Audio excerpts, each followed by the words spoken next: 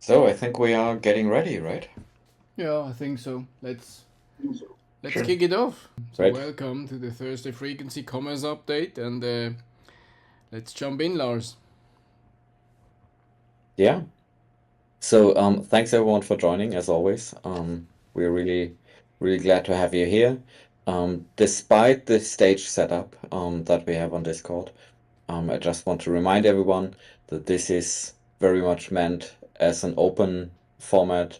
So if you have a question at any time, just type it in the chat.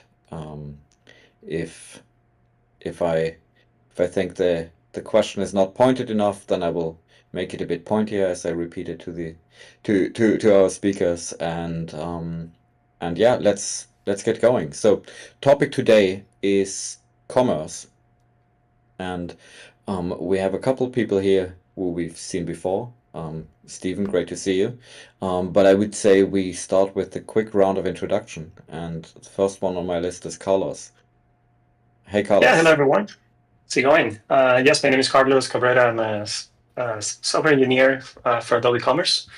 I've been working with Olena and Steven on the new storefront builder, which is built on top of Edge Delivery Service. There's a good recording if you want to go back to the previous one that we did when we did a very high level introduction of how things work. We answer some questions. So if you're watching this recording and you're just getting started, I recommend watching that video. But yeah, today we're here to talk about more commerce updates. Steven. Yeah. Hey, as Carlos said, my name's Steven. I've been working with Carlos and Olena on Edge Delivery Services, Commerce Storefront. I've been with Adobe Commerce since about 2019, worked on PWA Studio and a few other products within. Let's see, really excited to show you guys what we've been working on. If I seem a little distracted, it's because my son's last day of school is today before summer, and I'm trying to figure out what the heck I'm supposed to do for the next 3 months. Yeah. Yeah, it snuck up on us. But yeah, anyways, it's really good to see everybody, and hope we have some good conversation. Yeah, great. And Olena. Hey guys, as you already gathered, I work with Carlos and Steven on the storefront and the content management tools that allow business users to manage and publish the updates to the storefront. So that's very exciting things coming, and happy to be here. Okay, well, next one is my co-host Dominik, who doesn't need an introduction, so I'm not going to ask for one. No, that's And good. and then we also invited to the stage Mark on extremely short notice, and I don't know if Mark is even prepared to turn on the mic or if he's just going to wave and going to say, please don't ask me any questions. So, Mark, do you want to introduce yourself? Sure. Yeah, my name is Mark. I'm working on the so. aem side. Somebody. Do you hear me? Yeah. Oh, Okay. Mark, you're muted, so I'm going to skip. So, Steven. Wait, I heard you said, I could hear him. Really? Yeah, he was talking. he was introducing himself. It's fine. It's fine. I'll introduce Mark. Mark. No. I see what was happening. I think in some prior session, Mark came in, wasn't paying attention and had background noises, so I muted him on my end. So yeah. So that's why Yeah. you could hear him and I couldn't hear him. So okay. Great, perfect. Great. That was awesome. As you can see, we are total pros at this. This is already the second time that we're doing this particular setup. So Yeah. so thanks everyone for bearing with us, for sticking with us. Steven, you said you have a bunch of exciting things that you're working on. Let me know what's the most exciting thing that we should talk about. I don't have any one particular most exciting thing. I have a list of stuff that I was going to just show off today, talk about some updates that we've been making on the boilerplate that people in this call may or may not be familiar with. But yeah, I think I've got some stuff regarding we migrated our content for the boilerplate over to DA.live. I don't recall exactly what I showed last week. Got a bunch of stuff to show. So yeah. Okay. Well, let's get going with the boilerplate. Yeah. Sure. Let me figure out how to share my screen, if I can. Okay. Okay. How do I share a window? Click on select window, and then it will let you click on the window after. This one? Am I sharing the browser? This is looking absolutely promising, and it looks like DA.live. Yeah. Okay, great. So you guys can see my browser. Hopefully it's clear. I had to check something in the Discord sharing button to say I'm sharing a screen. Anyways. Yes. Yeah, so a few things to share. First of all, if you're familiar with our progress on the boilerplate of commerce, and I'll just show it real quick. We've got a code repo here. We've been doing our integration efforts here for all the drop-in work that we've been doing, and generally just integrating and showing sort of best practices like CDN setup, etc., all on this template.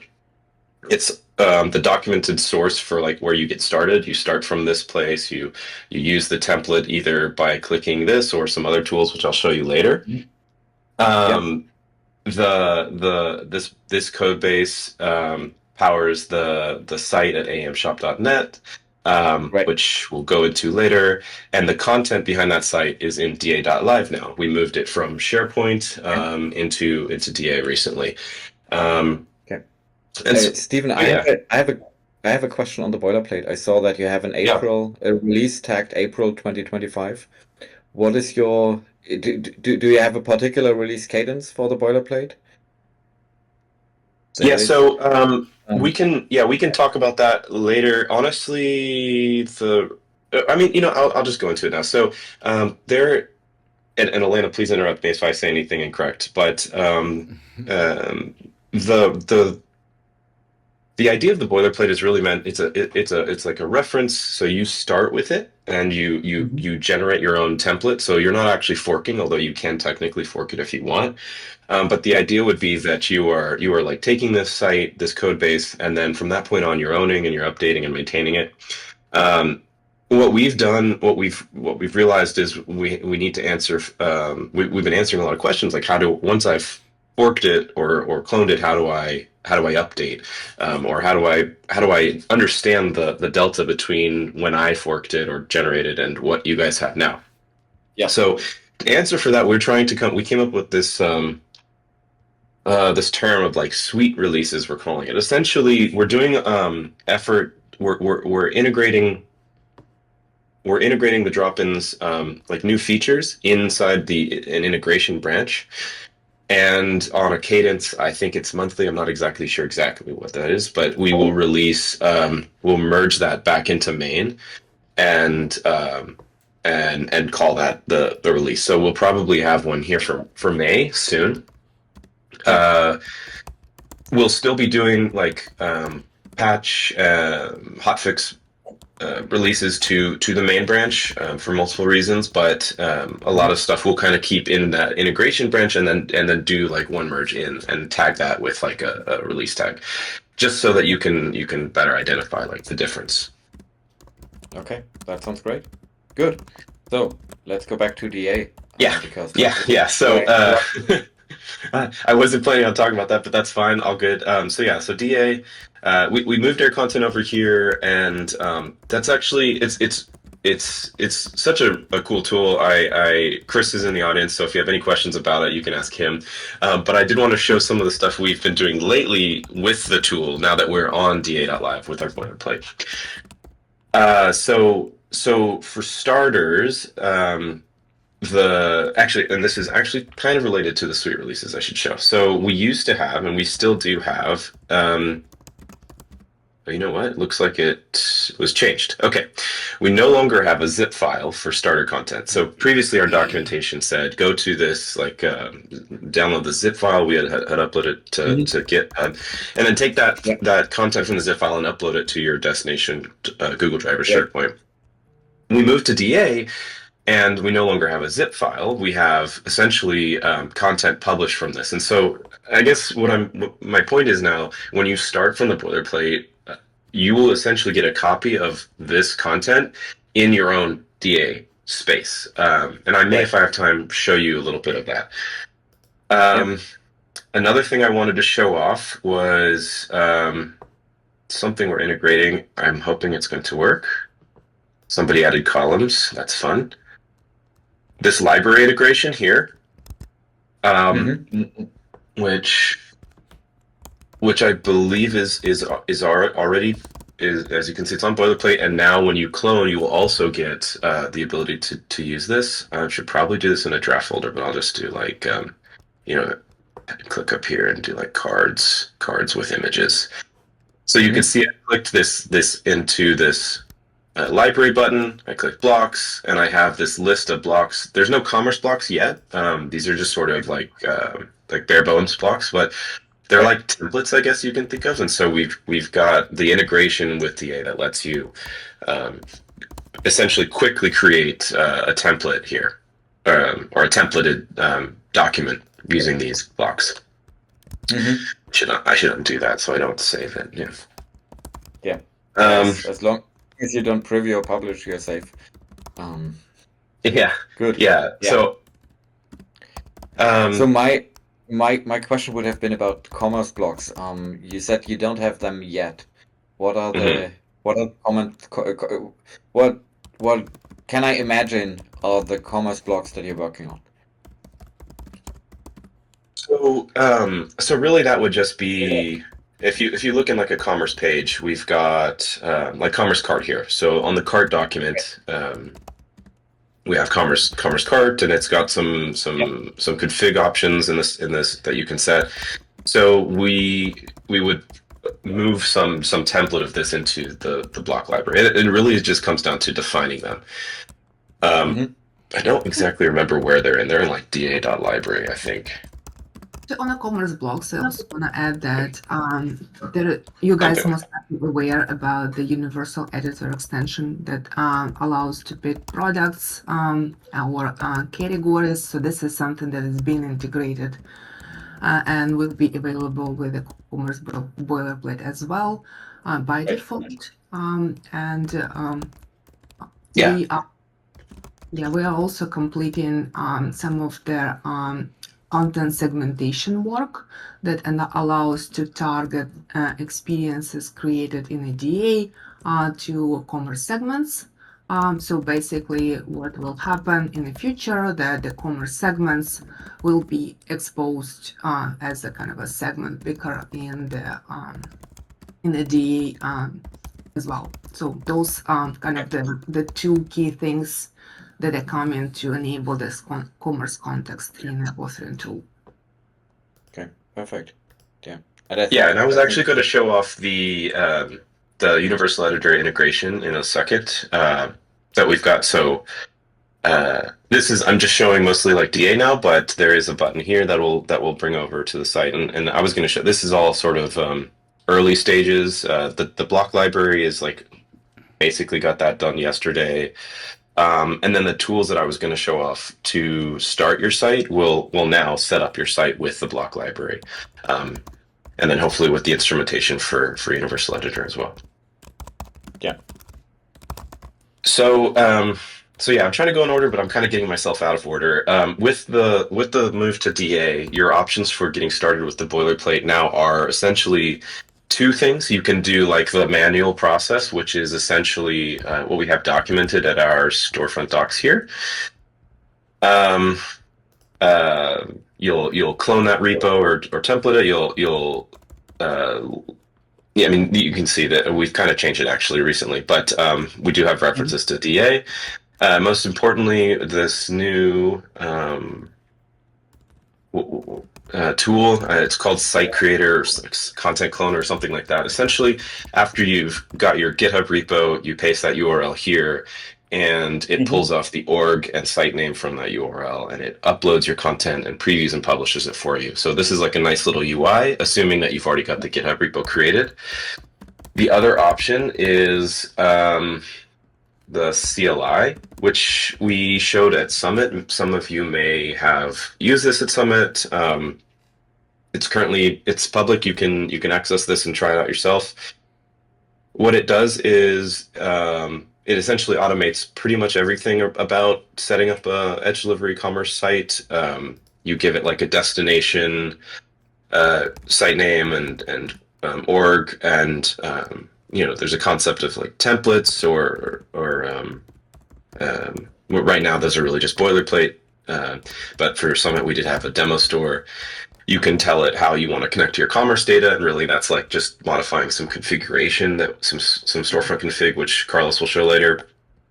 And then the output is a code repo that's cloned. Everything's hooked up for you and previewed, and so you've got that live site in about like 5 minutes or less, barring any debugging or troubleshooting you have to do. Right. So yeah, those are your options today for getting started: the site creator or this CLI tool right now, or I guess manually doing it, which is also fine. And I encourage people to do so they learn the system. Okay.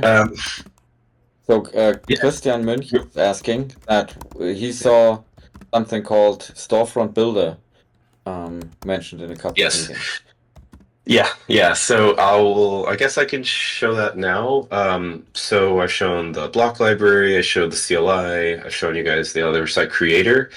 So one thing we are working on now, sorry about all these windows I'm opening, I will do this in just, I think I did it in NCA. So with some integration on a specific branch, and that's here, this Storefront Builder integration,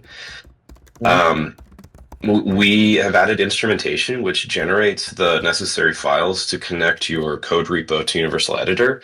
Really, it's just 3 files, but within that, we've also added some tooling that automates the creation of those files, because they're just JSON, they're huge JSON files, and it can be a little complex to understand. So Marcus Hack really helped me out on setting this up. We've got that tooling I was telling you that essentially compiles that JSON, the 3 JSON files, and commits them to your repo with whenever you make some change. So the outcome is, with that integration, I've got this branch here that I pulled up. In fact, I can just show this one here. You can see you might see some things you're familiar with. The site, the org is Adobe Commerce, the site is boilerplate, and we're on that SF Builder branch. That's this one from this PR, so that this works. And it's out of the box working and instrumented, at least the things that we've defined in those component files. So for the homepage, for now, we've got everything that comes to the homepage instrumented, accordion. And this is actually different. This is on the draft because there's an issue we're working through with columns. But for now, you've got just the very basic ones, like these card images, titles, basic like raw text. Yeah. So the technically the instrumentation is almost done. Hoping to get this merged into the boilerplate soon, but you can reference it. It's public. If you wanted to try using this on your own code repo. I can't answer for any of the licensing or requirements around that, but yeah, technically it's pretty much ready to go, at least for the home page and probably for other pages. Of course, we don't yet have the commerce blocks or anything instrumented like I showed you in the block library. That's not done yet, but hopefully we'll have something like that soon. Okay. Yeah, very cool. So you've got, I think what Chris wrote is Storefront Builder is the drop-ins and blocks and plugins from Adobe Commerce delivered through Edge Delivery, stored for authoring in DA.live, and using the Universal Editor for authoring. And that sounds right to me. Olena, maybe you want to add any context there? Yes, that's captured nicely. So basically, the storefront builder, it's just a collection of the technologies that existed before, which is packaged to serve better the use case of content authoring in e-commerce use cases and enable that nicely, and answering also the question in the chat that yes, the storefront builder is included in the license of Adobe Commerce as a cloud service.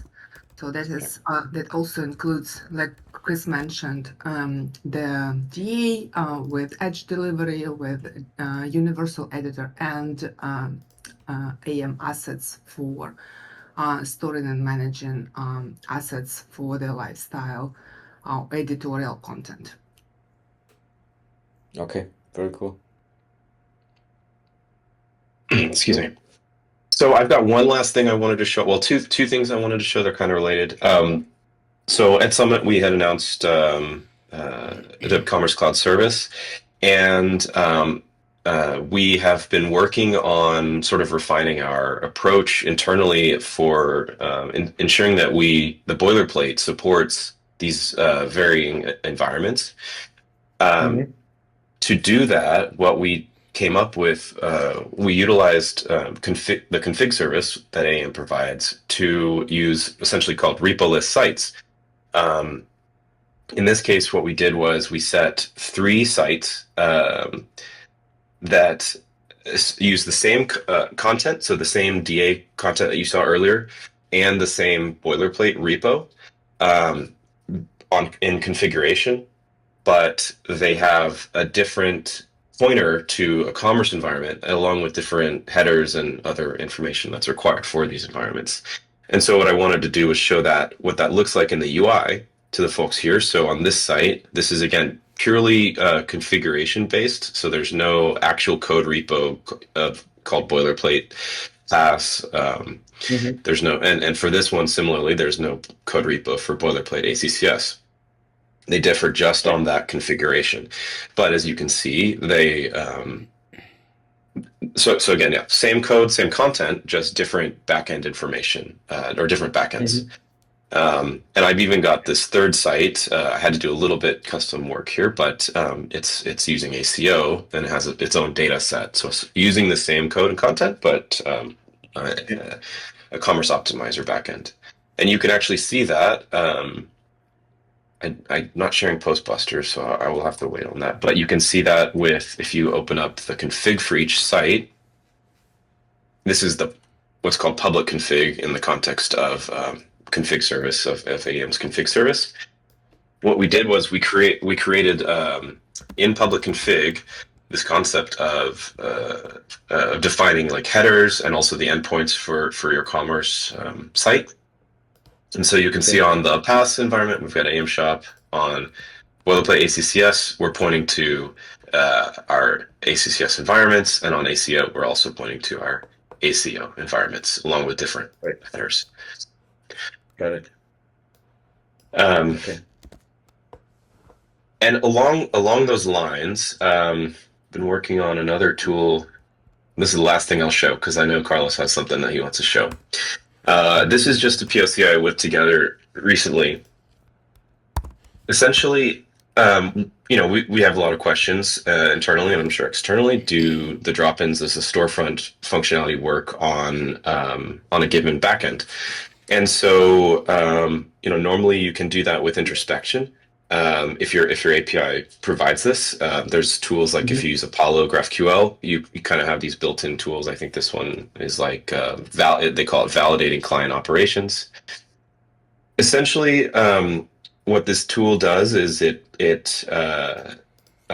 give it an endpoint or a list of endpoints, and you give it your source code, and it scans for GraphQL operations in the source, and then it validates using introspection against those given endpoints to say, okay, on this endpoint, this this property or type wasn't found, and you can kind of see that here. I've got I don't know if you can see it well, but no, it's tiny for me. Yeah.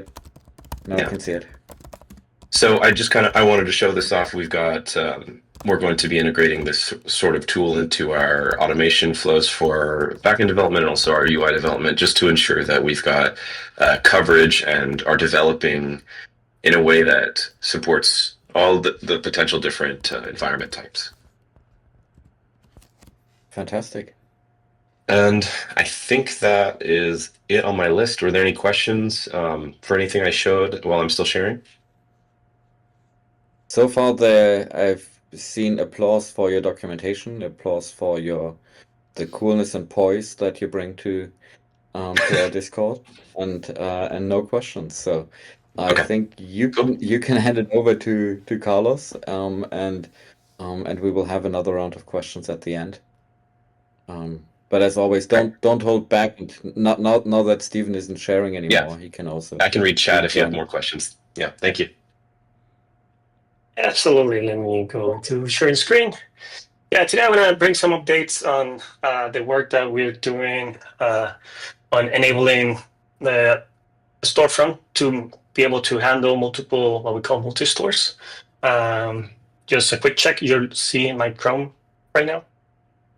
Yeah, it's... Okay, awesome. Yeah, so one thing to understand about... Yep. Documentation. So yeah, just to show, like there was somebody on the comments talking about documentation. So everything that we release, you can find in Experience League. One of the latest update that we did was around how you set up multi-store. We simplify this process using the new config bus, which allows to really, unlike when we build something and we go back to documentation, we just delete a bunch of other stuff that were there. So it means that we're really streamlining that onboarding process. So yeah, if you visit this Experience League under Merchant, multi-store setup, there's a very detailed introduction and steps of how you can set it up in your end. But I'm here now, so I'm going to show you a bit of how that works. One thing to understand about multi-store setup. Steven just showed how you can have a repo list set up now, right? You can have different domains, and each domain is going to point to different commerce environments. So that could be a way that you do multi-store, because you can have different sites. They feed from the same source code, and they all connect to a different endpoint or same endpoint with different headers. So that will give you that experience. But the most common that we see is the one where there is one domain, and then you have subfolders that in here we call root folders. So you can have something like the English root folder, the English Canada subfolder. And as you visit those subfolders, things are going to be localized. So that's what this is about. It's how you create that, how you make a folder website pretty much, or a variant of that website. For that, it's important to understand, right, when we talk about these localizations, there's two aspects of it. One is going to be editorial, that's all the CMS pages, and the other one is the commerce integration, right? Because once you go to a product detail page, you want to make sure that the product detail is serving the correct currency and some translations to context, right, from that catalog. So I'm going to touch on those two. On the editorial side, I'm just going to do a lightning round really quick just to refresh people's memory, but there's a recording from the last Discord that Chris did when he did an overview on this. But yeah, I'm just going to show really quick how I did it, just to refresh memory and touch on important points or things to consider when doing it for commerce. So here I have Eric's project here. Right, there's a multi-store project. We click, standard DA. This is what you get when you start from our boilerplate and our setup. You get content, you get all your pages, like the essential pages, like your index, your mini card fragment, and so on. So what we want to do here is create a new page, right? So we think in terms of when we get here, we're going to have an index, right? And it's going to have a card page. Again, there's a mini card, which is a fragment. That's what the content that shows when you click that pop over in the fragment, and many other files, standard documents. Along with that, there is placeholders, which is initially reserved as a feature. And placeholder is pretty much a spreadsheet. It's a key value where you can have a key and a string, and these placeholders are used to fit content and translations to other things, other strings that aren't necessarily part of the document. Let's say an area label, things like that.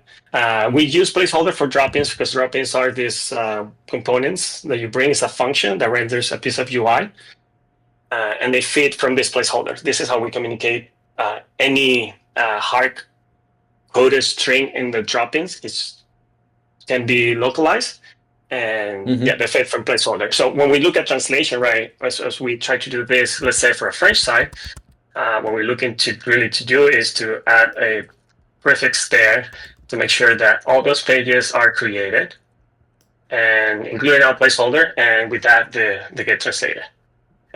How this process works in SharePoint, Google Docs, right, is that you go copy that folder, paste it, you go translate it, and that's how you get the editorial aspect of the site, right? It becomes a problem to scale that, right? If you have 20 languages and you need to do all that manually, and maybe you change content on the default text, and then having to track down what you change. For that, there is this application again that Chris showed last time. I recommend you going back to that video and checking it out. But you know, if you go under apps here in your project, you're going to see the translate application, and what it's going to help you is you can create a project, right? And then you can list all the URLs that you want to translate, and it will do that for you. We'll do that translation. By default, does it with Google Docs, but as Chris showed last session, you can add your own custom translation tools to that, and it will create that. And then moving forward, as you make content changes in the default, maybe you change the homepage, you can make that and then roll over, and it will update all the languages with the changes. And you have some nice tool when there's a conflict to actually merge the content. You know, it will need a list of URLs. So like I showed, there's going to be plenty of pages that come out of the box, right? It's going to be different than your standard boilerplate because, again, you have a customer page, you have a checkout page, things like that. So there's this other tool called Transverse that I recommend. Pretty much you just copy and paste this here. You copy and paste that here. Right, we'll crawl your site and give you all the links, and then you can copy the list. So let's look at those files really quick. Let's open this here. So when you're doing this for commerce, there are things that you don't, for the first time, right? You're setting up a new language. You want to make sure that you translate everything. You want to look for, I don't have drafts folder here, but maybe you don't want those drafts to be translated, so you might want to remove it. Let's look for JSON files here. Placeholders you want to translate. The other things like, no, actually I already have it French, so let me move it here. Placeholder you want to translate. Metadata you don't want to translate. I mean, I don't think it's going to hurt, but it's going to hurt the author when they're trying to change the metadata and they're in their own folder. So, you know, just keep it tidy. Just make sure that you include the pages that you want to translate. In this case, this seems about right. So you will just copy and go back to your apps here, and then translate. And yeah, just create that project. Next, it's gonna check the, you know, all those documents are ready to be translated. The resolution you want to do, override, and then in this case we're doing French, so you want to click translate, and then you create a project that will pretty much do this. It does it really quick, 1 minute. I already have it. I don't want to mess with my demo because I remember what I changed in the current one, so just leave that alone. But again, there's that recording from the last session that goes into detail with this. But yes, and that's how you translate. And what that will give you is that new folder in your project for French, correct. And it's just a copy, right? If you click on that index, you're gonna see it translated. Nice. There are gonna be other pages, like I mentioned, which is Carlos. Just to clarify, the translation we just saw that has been done by the Google Translation Service, correct? Yeah, it's Google Translation. So if you see something off, Yeah, that was the machine I was in. My non-existent French abilities. But yes, let's look at the cart page, right? Because there was a question about commerce blocks. When you look at a cart page, it's pretty much just a block, a commerce cart. And this is what our commerce blocks are going to look like. They're going to be a table, 2 columns, key values. Again, this is a function. It renders a UI. It doesn't really accept editorials mostly. So it's just going to be configurations. Once we have this on the block library, it's going to be easier to consume and to populate those default values and change them. But here, you can add content, editorial content to that page or other blocks if you want to. So that being said, right, when you run this translocalization application, you don't want checkout here to be translated. It's going to break your configuration, or these labels, right? This have to be ignored in the translation. So for that, you go to the DA configuration folder.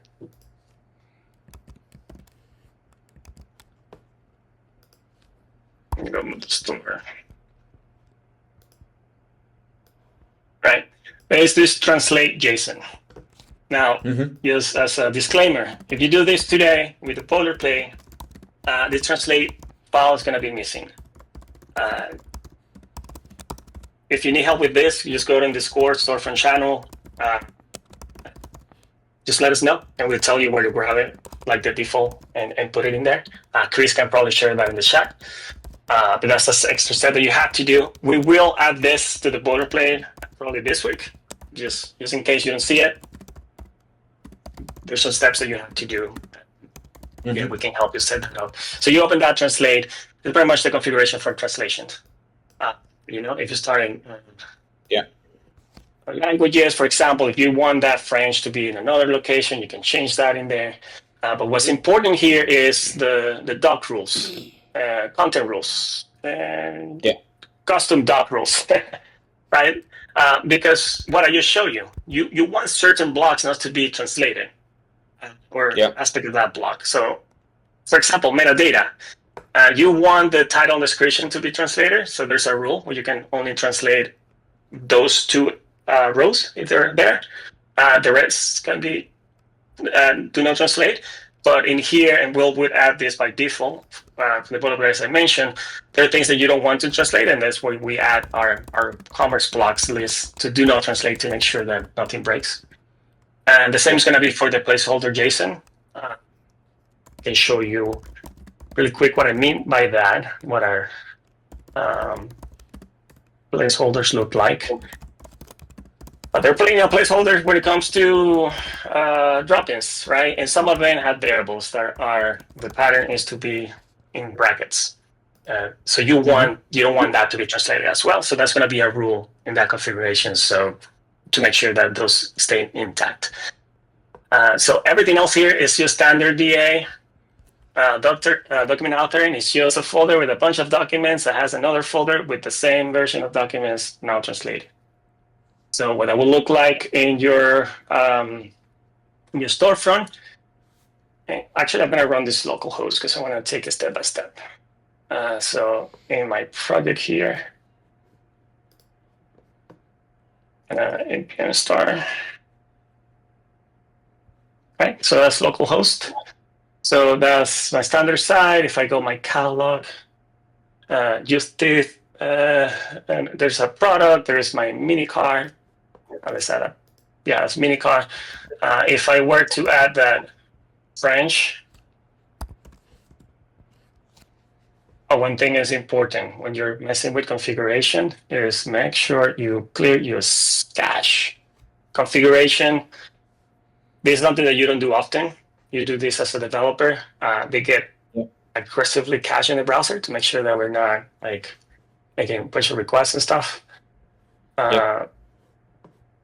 Well, maybe my local host is to the. Try this again. Oh yes, sorry. Yes, right. So you can see the translation of the page. The headers is not showing it, and if I go to a product, it's not fully translated. That's the second step that we have to do now. Because commerce in the storefront, it knows that editorial is serving the documents that got translated, but commerce doesn't know about what is still just fetching the standard default English catalog information. So that's where we go to the commerce side of things. And with commerce, one thing is important to understand how in Adobe Commerce, there's a thing called the size, store, and view scope. And what that means really quickly is that, a Adobe Commerce instance has multiple websites set up, and then from that scope you can create stores. So you can create a website maybe for the US, another website for Canada, and then inside the US you can have a store. You can have a store for different currencies, and then store views with different languages. So that's kind of how the scope works in Adobe Commerce. We've probably already logged off on this, so let me just quickly show, because some of you have probably never seen Adobe Commerce admin. So as we log into our instance, right, if we go to the store, all store configuration, you'll see that I have set up two different scopes here. One is for the French website, French store, and French store view, and website. So when the storefront make a request in GraphQL to our APIs, it needs to provide the headers, so our API understand the context of the scope that you're working with. And we do that through headers, like I said. So then you provide that in the configuration. You work in ACL, the channels, but that's a different call. But this is how it works under the hood pretty much. So going back to my local host here, like I said, there is content, but we need to let the website know that to use a different context when I'm in that folder. So here also, you don't see the store switcher. So the first step will be in your configuration. You'll see that there's a default configuration. This applies for the root, and it has a commerce endpoint. It has catalog service endpoint. It has an object called headers, and headers, the all is headers that apply to all requests, whether you're requesting cart, checkout, any other services. But then you can also, there's keys for a specific headers when you just want this header to work for a specific service, like catalog service have this specific only catalog service headers. So this is how it comes out of the box, right? So the next steps here is to add a new site. And for that, I can go ahead and put a new entry. It's going to be the French folder. The key is going to be / the folder / at the end. I'm going to leave it empty for a moment. So I save that, like I said, clear your cache, fresh. So now so one thing you should notice is something off with.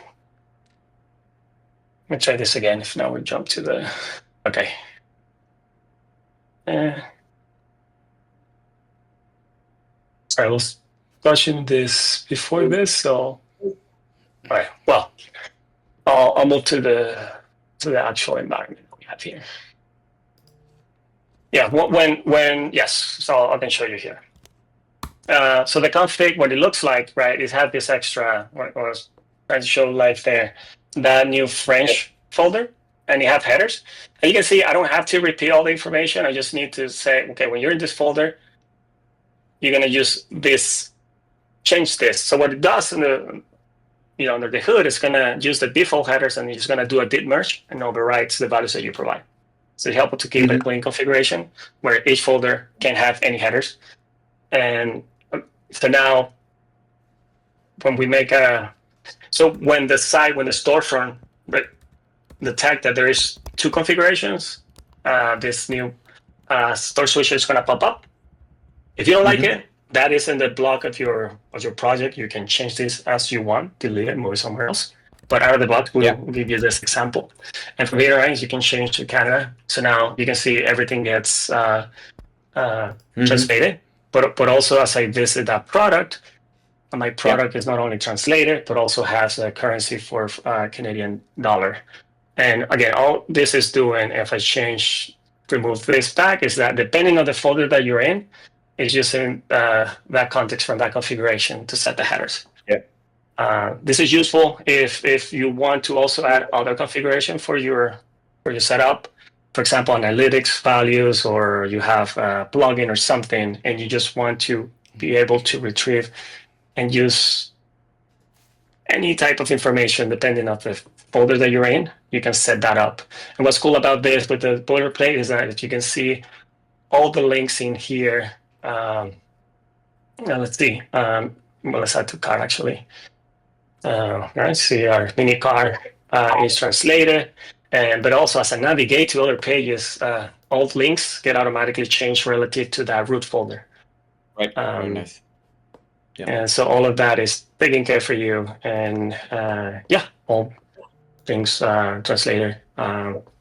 This I think here I might miss some placeholders for the checkout this demo, but yeah, that's pretty much the idea of how you can localize a single store, like a single setup, single domain, to have so you can have some folders that act as a different store with different contexts, and you can add different currency, different languages, and customize. Okay, very cool. So I want to leave a bit of time for questions. So is there one more thing that you want to show, or should that's it. Let's open for questions. Okay, perfect. Thank you, Carlos. Thanks for showing that. And I saw a couple of people typing in the chat. So now is your time to type and to hear your own questions. Or you can join the stage if you want. Exactly. Either that or you're going to hear your questions in my voice. If that's what you prefer.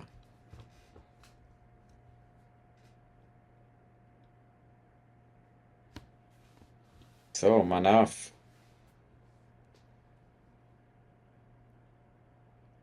Welcome to the stage. You have to unmute yourself and then... hello there.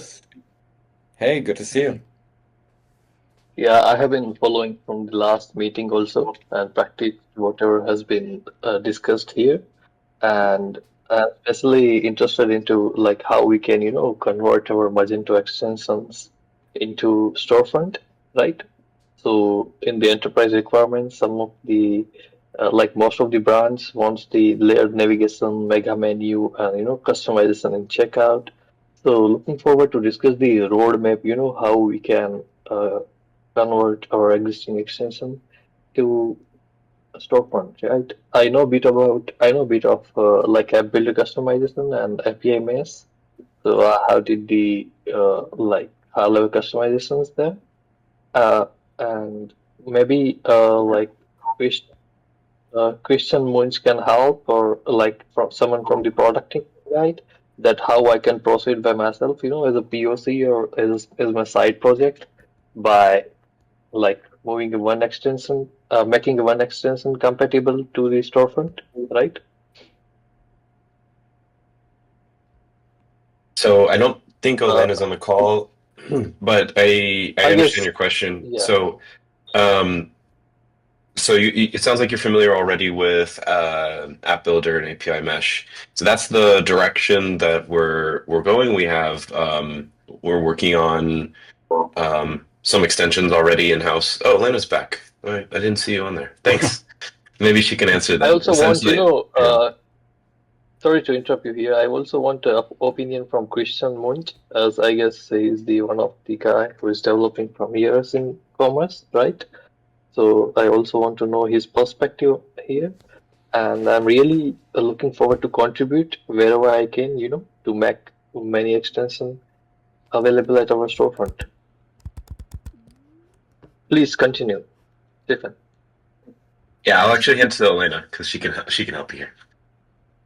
Yeah, I mean, like conceptually, right? Conceptually, all of the traditional way of writing extensions for Adobe Commerce and Magento in the past is going away. So instead of in-process way of building those extensions, you now follow the out-of-process way with the App Builder. And in terms of the storefront, you have two options. How you introduce UI for your extension to the storefront. You either take this the drop-in SDK that we have made available for external audience, and build your custom drop-in to support that UI in case you see that UI is very dynamic and requires the tooling that SDK provides, or if it's a simple UI that, for example, just modifies like a label or something like that, adds a tag. That is something that you can do, extending the existing drop-ins and adding edge delivery block via slots. So those two patterns available for you to add UI for your extensions. So it's basically like in a headless world, obviously there's kind of a nicely packaged extension that you just click and install and easily, not going to be available, and extensions will be always like two parts, right? The extension that extends the back end and extension that extends the front end. So that's in a nutshell the answer, but technical guidance, Steven and Carlos are definitely the right people. Thank you, Olena, for your response. Like I have practiced that, like by customizing, doing small customizing in the existing drop-ins, right? I have gone through the whole guide. The document is very resourceful, and I have been following it for many days. But coming from the commerce background, like creating the custom drop-ins from the scratch would be a little challenging to me. So that's why I wanted guidance from the expert, from the technical side, that what are the steps. Even the answer from Stephen was very like resourceful, like about the mega menu. But I want to talk with some who is there, like who is already converting some commerce extensions and making them compatible to the DA, right? So we can progress along. Yeah. So I think we have time for one more question. Manav, I think we can take the discussion into the storefront channel and handle it there. Sounds good. Yeah. If we have one more question, now would be a good time. And if no question is coming, I already see Dominik getting ready to getting asked a question. So let's give it one more second. Well, okay. So well, it looks like we're going to end on time, but not without one last question to Dominik. Dominik, when are we going to connect again, and what's going to be the topic? Yeah, we are going to connect again in 2 weeks. It's on June 5. So there we will speak about forms pitfalls. We will be joined by Nitin Gupta and Varun Dua. So I think we will go deeply into forms. I think for the first time in our Discord session, I think, what I remember. So looking really forward to that, to deep dive into forms, and I hope all you will join again in 2 weeks. That would be great. Perfect. Okay. Well, thanks everyone who dialed in today. In particular to our presenter Carlos, Steven, and Olena, and also of course to Mark for sitting in quietly, making sure that we don't say anything that's wrong, because he would have jumped in at the opportunity. As always, this is this great community. If you are one of the poor people who don't have time to join us on Thursdays, then there's always the YouTube recording, and I think this is the first time that we're going to try this YouTube linking feature, because we referenced the session that we had a month ago with Chris about DA a couple of times, and if you haven't seen that, that's one that's worth rewatching. So thanks everyone. Hope to see you soon. Bye bye. Okay, thank you. Bye bye.